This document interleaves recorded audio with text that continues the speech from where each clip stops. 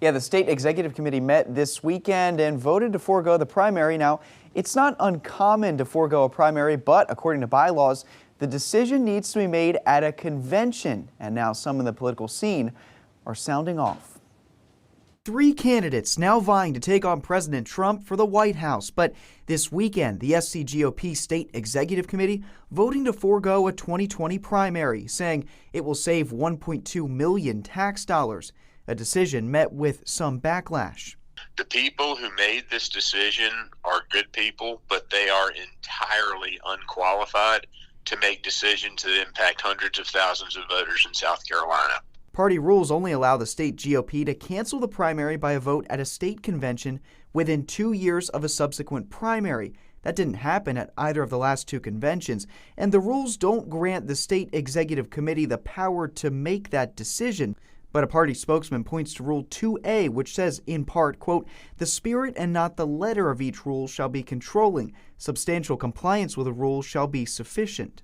I think that it was designed to do two things: clear the deck for Trump and a direct shot at those in the party who don't like the fact that Sanford's running against Trump. A decision also frustrating to presidential candidate Joe Walsh, his campaign now weighing legal options. Hey, Taggart, I don't know if I can say this on TV, but I'm going to say it. Absolute undemocratic BS. For the life of me right now, I don't know why every Republican in South Carolina hasn't grabbed a pitchfork and why they aren't marching to the headquarters of the state Republican Party. Some experts say could be grounds for a suit. So I think there's a certain amount of disenfranchisement being undertaken by the executive committee. I'll be surprised if it's not legally challenged.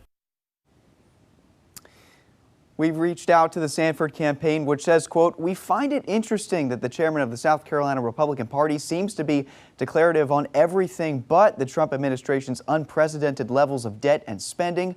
We look forward to that conversation." We've also reached out to Bill Weld, the third candidate. We have not heard back. Now, on the Democratic side, the Greenville County GOP president says in an election with a legitimate challenger, her party would hold a primary election. The state party chose to forego a primary in 2012 when President Obama ran again. Nigel?